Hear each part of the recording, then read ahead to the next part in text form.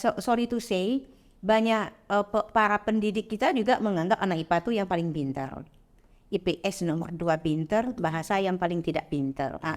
Bagi saya, I don't agree with that. Sementara di jenjang akademisi, kita tidak dipersiapkan untuk segera bisa menghasilkan uang. Kan setiap orang dilahirkan unik ya, dengan kepintaran dan kebisaannya masing-masing. Makanya menurut saya, tes potensi akademik tidak cocok untuk menjemput masa depan. Ternyata kampus berkembang, ada kampus vokasi yang ternyata setelah saya analisa nih, ya bagi saya yang suka cuan, kampus vokasi ini cocok. Wow. Kece banget. Kita merasa diceramahin di sini. Tapi apa ya? Halo guys, bertemu lagi di sini ya, tetap di sini ya deh. Ya, alhamdulillah kita diperpanjang kontraknya untuk host dan co-host di sini, alhamdulillah ya. Dan selamat datang di Tito Premier Tiba-Tiba Talk Show bersama saya Mei dan Saya dia.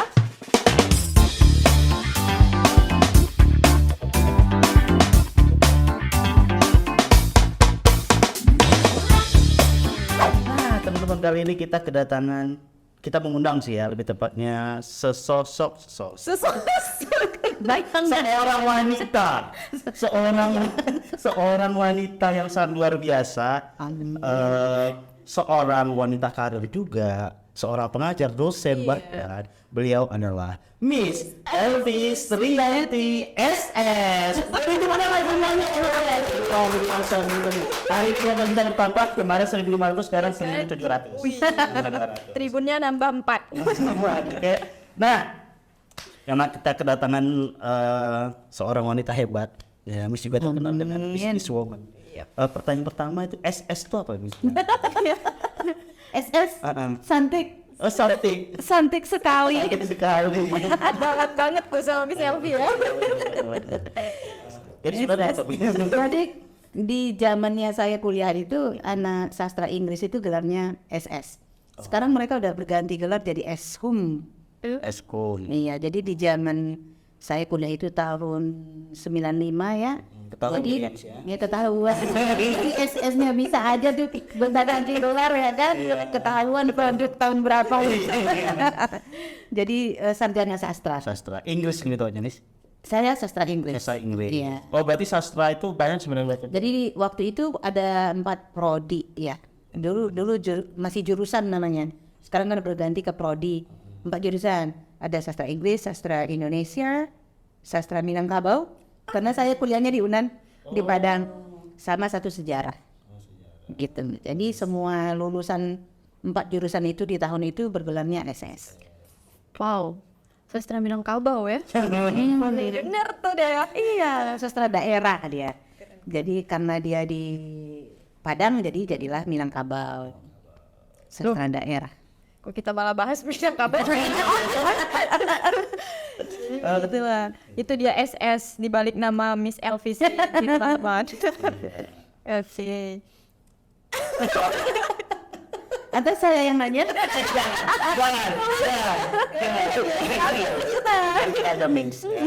Kali ini kita yang menanya Miss nggak boleh nanya kami. Oke, siap. Oke. Nah, itu kan tadi tentang sedikit pendidikan ya, Miss ya. Pendidikan Miss. Nah, Miss kan juga seorang dosen Miss kan. Dosen bahasa Inggris dan PR di kampus Politeknik Pekanbaru. Betul. Nah, itu gimana awalnya nih Miss masuk ke dunia pendidikan nih, mengajar?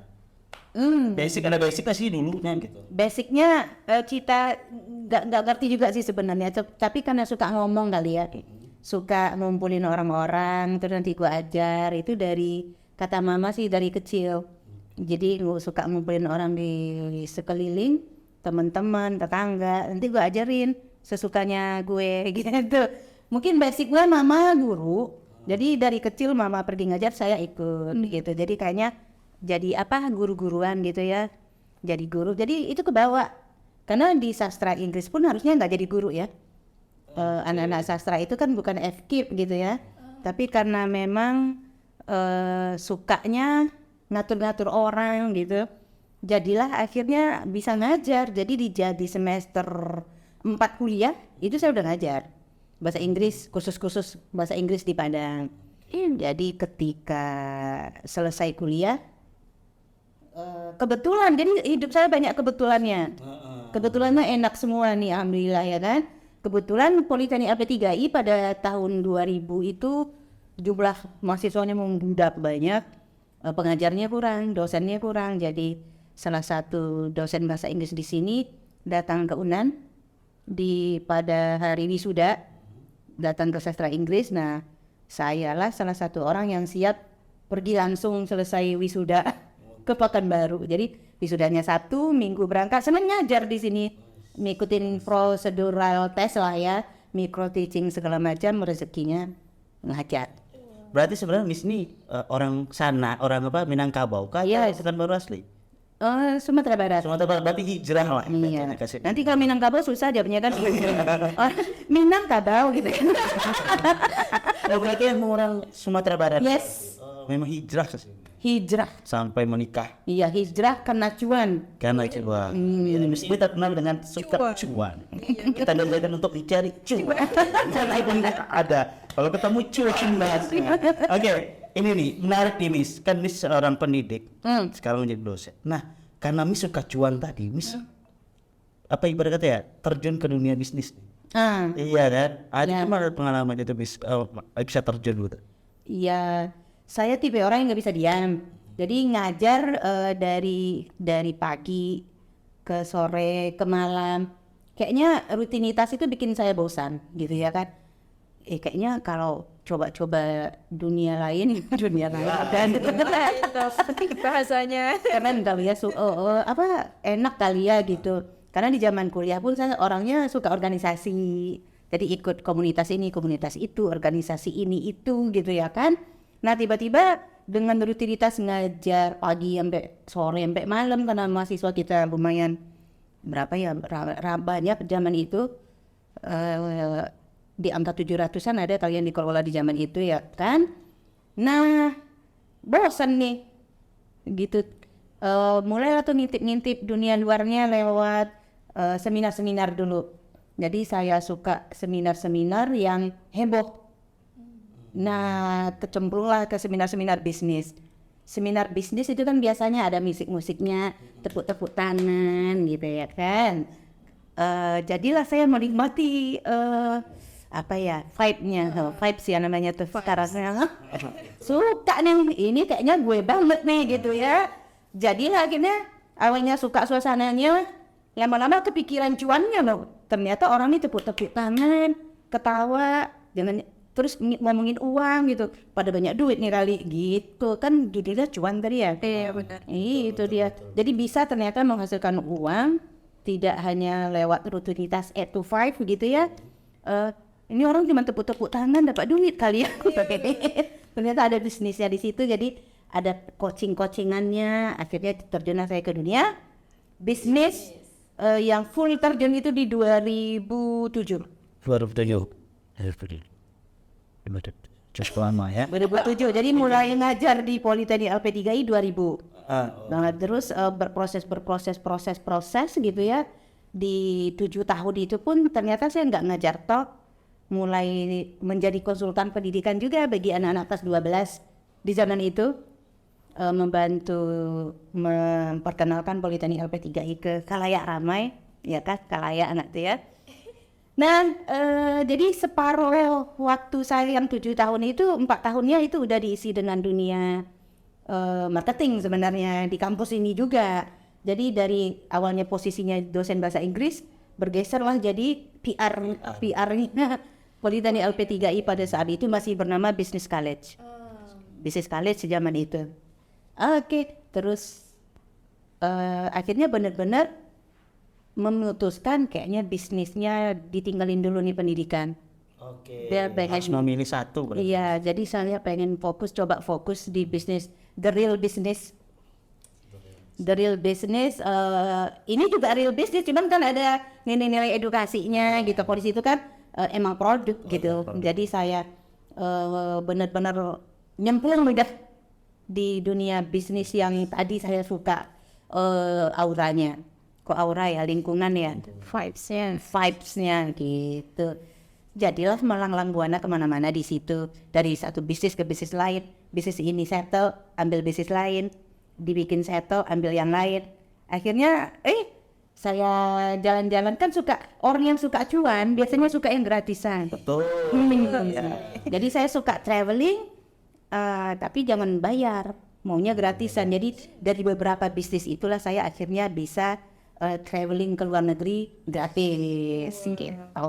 Inspirasi tuh. Inspirasi banget buat anak-anak milenial. Intinya gini loh teman-teman ya, ketika kita memilih, kita banyak pilihan nih, kita harus berani memilih, itu dia. Ya. Untuk tahu rasanya seperti apa ya kan. Kalau kita nggak bisa memilih ya kita nggak tahu mau Betul. jadi apa nantinya kan rasanya. Nah kadang kita kadang mungkin karena masih muda ya zaman itu ya. Ketika saya meninggalkan kampus ini itu karir lagi bagus-bagusnya sebenarnya. Kalau di jenjang karir sebagai orang kantoran ya, terus jadi the best performance se-Indonesia. Se-Indonesia saya nomor 2 pencapaian marketingnya. LP3I se-Indonesia. Tapi untuk wilayah barat saya nomor 1 gitu. Se-Indonesia itu beda sama yang nomor 1-nya 1 angka. Jadi kalau dulu penilaiannya tuh 10 dari yang datang gitu 10 misalnya berapa orang yang berhasil saya jadikan tertarik ke kampus gitu ya, ke produk ya namanya istilahnya. Terus dari yang tertarik berapa yang deal closing. Nah, zaman itu bisa 10, 9, 7. Jadi bahaya kalau dulu ketemu Miss Elvi. Bisa di closing. Nah, terus saya dia ada tertarik sama kata konsultan education. Konsultan education ya, Miss? Yes. Nah, jadi itu Miss dari tahun berapa tuh sebagai konsultan education? Dari 2007 kan out ya. Terus saya memutuskan untuk coba ke bisnis, the real business gitu ya. Dari 3 tahun belakang atau 4 tahun belakangan dari 2007 ke 4 berapa ya? 2004. 3 dari benar. Ya, benar. Dari 2003 berarti mulai dipercaya oleh pimpinan Politeknik LP3I pada saat itu untuk membantu anak-anak kelas 12 yang galau. Mau kemana ya tamat SMA gitu ya. Kuliah kemana, kampus yang mana yang cocok gitu. Kadang-kadang kan kebanyakan anak-anak milenial itu, anak-anak kelas 12 itu milih kampusnya yang keren dulu. Terus yang orang banyak tahu dulu gitu. Nah, sementara pilihan bertambah gitu. Di zaman saya tamat SMA dulu mau nggak mau kalau pengen sukses ya kuliah di kampus akademisi istilahnya kan. Nah, ternyata kampus berkembang. Ada kampus vokasi yang ternyata setelah saya analisa nih, ya bagi saya yang suka cuan, kampus vokasi ini cocok bagi orang yang suka cepat cuan. Gitu. Ya, itulah tugas saya sejak tahun 2003 sebenarnya. Membuat terang itu ke anak kelas 12. Ya, itu sesuatu yang menarik di LP3I ya, Miss ya. Kalau bisa dikatakan kita tuh punya konsultan education. Nah, jadi tugasnya itu tadi ya, Miss, mengarahkan anak-anak kelas 12 yang masih bingung. Betul. Kadang menyadarkan sih. Jangan sampai nanti jadi si pungu yang merindukan bulan. Itu masih kenal nggak anak milenial dengan istilah itu? Insya Allah. Iya, maksudnya iya sih kampus yang kita tuju itu keren gitu. Iya sih orang banyak masuk ke sana. Tapi kira-kira cocok nggak sama kitanya gitu loh. Itu yang perlu dipertanyakan ke diri sendiri. Kadang orang tua keuangannya pas-pasan. Bayar ini, bayar itu. Butuh bantuan sebenarnya. Butuh tambahan income. Kalaulah gitu si anak ini cepat menghasilkan uang, akan sangat terbantu orang tua gitu. Jadi kadang-kadang dia berasal dari keluarga yang seperti itu, milih pula kampus yang tadi keren ini gitu. Sementara di jenjang akademisi kita tidak dipersiapkan untuk segera bisa menghasilkan uang. Karena memang di situ kan di akademisi itu kita diasah keilmuannya. Jadi kita tambah pintar tuh berargumen gitu ya. Makanya sebaiknya yang masuk ke sana mereka yang emang tidak betul-betul banget duit yang masuk ke kampus akademisi. Tapi yang kampus vokasi ini cocok nih bagi adik-adik kelas 12 tersebut yang butuh segera menghasilkan uang. Setidaknya untuk diri sendiri, nggak jadi beban keluarga lagi gitu loh. Kok saya bisa ngomong gitu? Kebetulan saya berasal dari keluarga yang seperti itu. Jadi saya berasal dari keluarga yang memang orang tua saya tuh sebenarnya butuh saya cepat menghasilkan uang, gitu loh. Tapi sayangnya di zaman saya tamat SMA belum ada, kampus vokasi belum marak di Sumatera Barat, gitu. Nah di Pekanbaru aja ini adanya 2099 adanya, 1999 adanya di Riau, di Pekanbaru. Nah di Sumatera Barat malah lebih telat dari itu adanya, gitu. Seperti itu. Seperti ini Mas ya. Seperti itu. Kita kayak anak kelas 2 notis ya. Itu lah. Kira-kira gak pernah anak kelas 2 langsung jumpa sama Michelle. Apa lagi yang menarik nih Miss ya? Kita kan balik lagi ke anak SMA nih Miss. Ketika Miss bilang tadi Miss ada konsultan pendidikan untuk khusus anak SMA kelas 12 atau SMK dan sederajat. Jangan ibarat kata ketika memilih kuliah jangan sia-sia lah ibaratnya. Nah, itu apa sih Miss tips atau triknya tuh Miss? Ketika kita memilih kampus tuh biar jangan salah. Begin with the end in mind. Saya sering bilang gitu, begin with the end in mind. Mulai dengan hasil akhir. Bayangkan 2-5 tahun ke depan kita mau jadi apa. Terus bayangkan juga yang kita pengen jadi ini cocok nggak sama kondisi keluarga. Gitu loh. Nah orang tua ternyata untuk bisa membiayai kita kuliah 5 tahun tuh harus gadai ini gadai itu misal. Itu artinya untuk masuknya aja bayar uang pangkal, uang masuk itu aja mikir gitu orang tua gitu ya. Apalagi membiayainya 4 tahun nih. Terus setelah itu kita nggak kerja pula kan gitu. Cari kerja pula. Nah ini salah satu error proses nih di Indonesia menurut pengamatan saya. Karena setelah dia sarjana S1 rata-rata orang cari kerja. Ini error. Setelah S1 jangan cari kerja. Setelah S1 yang di akademisi jangan cari kerja. Kalau masuk kampus akademisi. Kenapa? Mereka tidak dipersiapkan untuk bekerja. Nah tadi kebetulan pagi saya ikut seminar yang diadakan oleh beberapa komunitas pengusaha direktur Pekanbaru gitu, berkumpul sekitar lebih 25 orang ya. Ada kepala kampus vokasi juga yang lain. Di Pekanbaru ada 2 vokasi. Nah salah satu direkturnya tadi hadir dari pembicara ya, keynote speakernya. Terus salah satunya dari dunia usaha dan industri itu general manajernya salah satu hotel yang ada di Pekanbaru mengatakan hal yang seperti itu.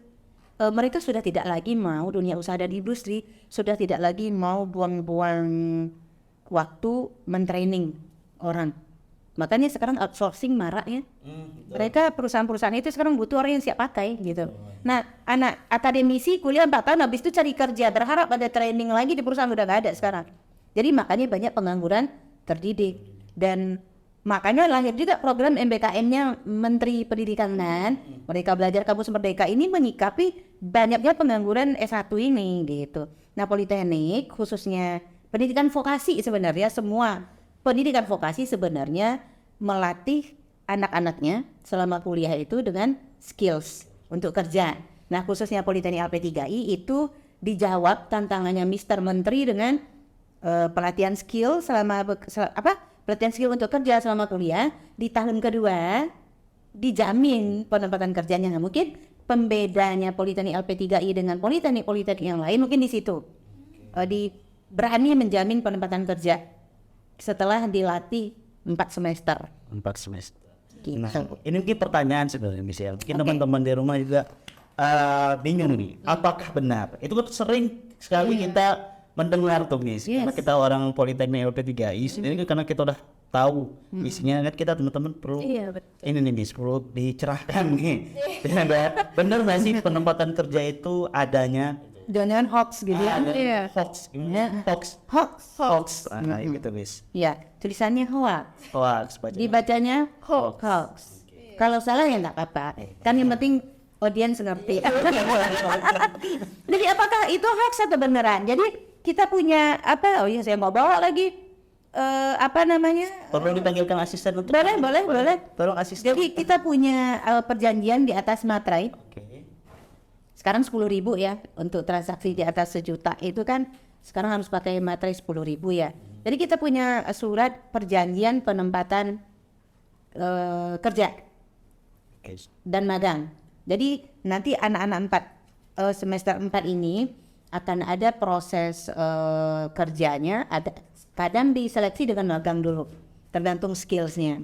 Jadi itu ada surat perjanjian penempatan kerja dan magang bahwa kampus 100% menjamin penempatan kerja mereka.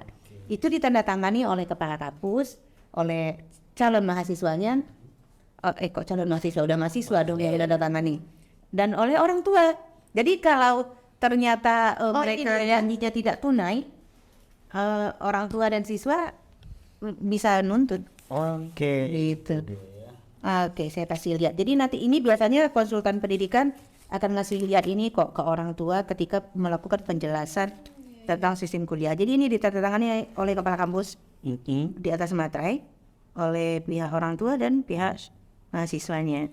Jadi kalau ternyata ini tidak tunai gitu, orang tua atau siswa, mahasiswa bisa menuntut. Seperti itu. Tapi alhamdulillahnya di Pekanbaru kan ini sudah ada sejak tahun 99 ya tadi. Sampai hari ini belum ada yang melakukan tuntut menuntut itu. Dan secara logikanya alhamdulillah berarti janji-janji itu tunai, dibayarkan. Seperti itu. Kok bisa gitu ya? Iya. Karena jumlah kan kita batasi. Jumlah Berapa nih dibatasi. tahun ini kira-kira jumlah dibatasi sampai berapa sih? Rata-rata kita kuatnya menempatkan bekerja itu dalam 1 tahun itu 250 orang itu udah banyak kan. Jadi kita membatasi jumlah mahasiswa yang kita terima setiap tahunnya 250 orang saja. Itu juga jadi pembeda ya antara kampus-kampus yang Betul, lain, betul. ya. Seperti itu. Iya, tutup ya. Jadi politeknik itu terimanya nggak ribuan kayak. Ya itu salah satu beda juga, entah beda. Kayaknya beda politeknik LP3I sih dengan yang lain. Kita karena ada jaminan penempatan kerja itu nggak berani terimanya banyak-banyak. Nggak ribuan gitu. 250 sudah close gitu. Begitu. Betul, kemudian. Ayo, lagi sini aja. Lu produksi ini nih. Oke, Itu. berarti kan ada divisi khusus berarti ini sih Ada. untuk penempatan kerjanya. Ada. Jadi saking seriusnya ya. Karena pakai perjanjian, nggak mungkin itu cuman kita kasih info bursa kerja kan nggak mungkin. Jadi kalau istilahnya itu pernah dulu diiklankan di TV atau di mana gitu ya. Kalau kampus lain memberikan info kerja katanya kan, kami menjamin sampai Anda duduk di perusahaan. Oh gitu istilahnya. Keren. Sebenarnya apa ya? Kenapa bro? Oh, ya. Oke. Nah, itu kan tentang mahasiswa calon mahasiswa gitu kan. Untuk apa juga secara tidak langsung tentang program kampus yang ada dengan penempatan kerjanya tadi. Nah, itu kan kadang masih banyak yang kita lihat nih Miss, yang kita lihat nyata calon mahasiswa ini sendiri kelas 12 ini bingung, galaunya itu bukan karena kampus, jurusan. Iya, Miss. Itu juga sering jadi kasus tersendiri Ya. bagi anak-anak kelas 12. Ya. Mau kuliah Ya. jurusan mana? Mungkin salah satu banyaknya sarjana yang berpendidikan itu mungkin salah satunya ketika dia salah jurusan di awal. Bisa jadi. Itu ada nggak kira-kira solusi nih Iya. Politeknik LP3I Pekanbaru untuk mahasiswa, calon mahasiswa atau siswa kelas 12 biar nggak bingung lagi. Iya. Makanya kalau di Politeknik LP3I itu semua jurusan kita terima di sini. Walaupun dia dari Boga dulunya atau jurusan apa? Pertanian yang agak-agak jauh banget itu kan pertanian, otomotif gitu kan, elektro gitu. Kadang nanya gitu ya kan, misalnya jurusannya ini Bu, bisa mbak pindah di Politeknik LP3I? Terus saya biasanya nanya balik, emang kamu ngerasa cocok kuliah di jurusan otomotif? Enggak juga sih Bu gitu. Terus emang kamu cocok ngerasanya emang jurusan di Boga? Enggak juga gitu. Artinya kadang-kadang di SMA juga dari IPA, anak IPA. Saya biasanya nanya, ada nggak yang ngerasa nyasar masuk IPA? Banyak ternyata. Jadi di SMA itu aja udah terjadi beberapa kekeliruan. Karena sorry to say, banyak para pendidik kita juga menganggap anak IPA itu yang paling pintar. IPS nomor 2 pintar, bahasa yang paling tidak pintar. Bagi saya, I don't agree with that. Saya nggak setuju tuh dengan itu. Tidak ada, belum tentu anak IPA lebih pintar daripada anak IPS gitu loh. Kan setiap orang dilahirkan unik ya, dengan kepintaran dan kebisaannya masing-masing. Makanya menurut saya tes potensi akademik tidak cocok untuk menjemput masa depan. Jadi apa Del? Saya lebih cenderung, dan itu dipakai di sini di Politeknik LP3I, tesnya tuh tes minat bakat. Tes. Jadi psikotes. Jadi kita gali itu si A kalau pengen masuk ke LP3I cocoknya di jurusan apa. Itu kita nggak nengok dulu dia IPA berarti cocoknya jurusan ini nih, nggak gitu. Kita kasih tes minat bakat ke calon mahasiswa kita. Terus nanti dari sana ketahuan tuh dia karakternya ternyata ini, cocoknya berarti di jurusan ini gitu. Misalnya dia anaknya ribut seperti saya. Oke. Terus nggak suka ngitung-ngitung, cocoknya masuk PR gitu. Terus kenapa saya bisa melihat kasat mata kayak gitu gitu? Biasanya orang yang suka ngomong, terus suka happy ya, euforianya agak-agak tinggi gitu ya kan? Di bahasa psikologinya itu kan sanguin kolerik gitu ya. Nah itu cocoknya di jurusan public relation yang dia emang butuh panggung. Dia butuh panggung untuk didengarkan ngomong gitu. Masuk ke akuntansi, bisa menyempit tuh otaknya, dia nggak bisa ngitung, gitu. Jadi dia nggak bisa menganalisa, gitu. Nah anak-anak tukang analisa dimasukin ke jurusan PR, ya udah kayak dia dikasih hukuman seumur hidup nggak sih tuh, disuruh ngomong, trembling gitu ya. Oke, jadi dikelompokkan sesuai karakternya ya. Betul. Berarti memang kalau di sini memang ditekankan dari awal. Betul. Biar dia nggak salah jurusan. Betul. Oke. Jadi pemilihan jurusan itu di awal sesuai, tapi kadang-kadang ada yang ngeyel juga sih. Dan Ada yang ngeyel juga, disuruh dari awal. Jadi lapisannya tuh banyak di sini. Kan udah tes minat bakat tuh, nanti ada lagi interview. Jadi sebelum semester 1 berjalan, itu setiap anak diinterview tuh oleh kepala kampus dan tim interview. Biasanya saya ikutan menjadi tim interview. Udah benar-benar nggak sih cocok jurusan ini dengan si anak. Kadang mungkin di hasil kertas dia lagi nggak fokus jawabnya gitu kan, terbaca karakternya salah, khawatirnya gitu. Makanya ketemu langsung, interview langsung.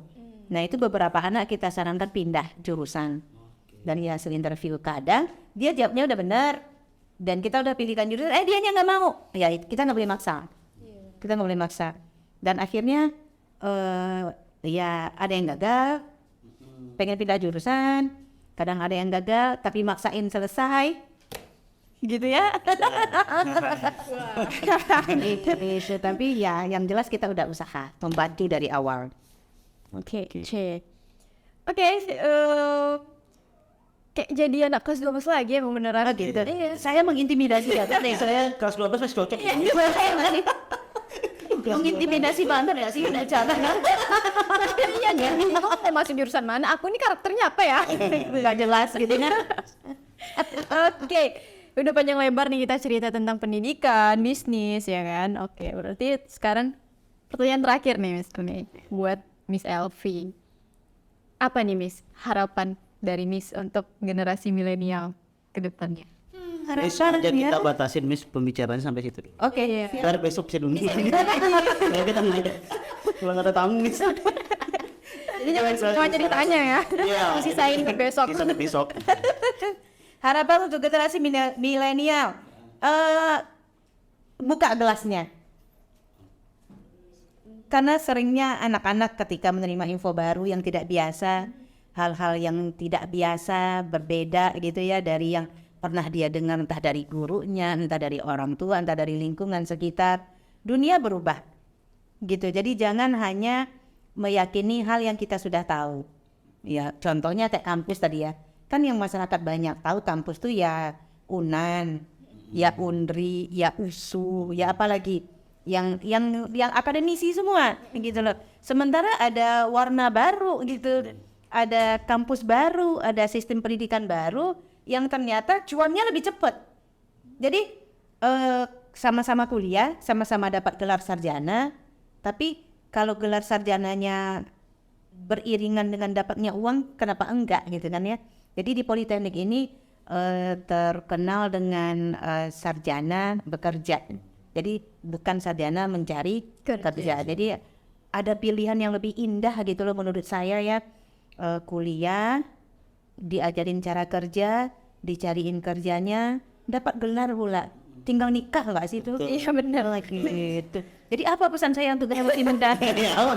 Boleh sampah apa deh? Buka diri, terima informasi, terus putuskan sesuai keadaan keluarga dan keadaan diri sendiri. Betul. Wow. Wow. Wow. Kece banget. Kita merasa diceramahin di sini. Tapi apa ya? Ya, banyak lah Ya, ya. banyak sebenarnya. sih yang saya Apa yang kita ambil, mudah-mudahan teman-teman di rumah ini kelas 12 yang masih galau, ya kan? Iya. Jadi kita punya solusi buat teman-teman juga di sini. Kita bisa ikut tes minat bakatnya biar kalian tidak salah jurusan. Juga kita bisa menjadi konsultan untuk kalian. Ya benar Bis ya? Yes. Sekian berarti di titik yang terakhir. Sengaja biar ada esok. Ada next episode. Nice. Oke. Terima kasih untuk Miss Elvi yang sudah meluangkan waktunya untuk kami di sini di TikTok Premier episode kali ini. Sampai ketemu lagi di TikTok Premier episode selanjutnya, tentunya dengan bintang tamu yang sangat wah. lagi lah ya.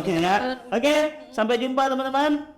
Saya Neng Saya Dea. dan Miss Elvi. kami menulis. Selamat malam, sampai jumpa. Dadah.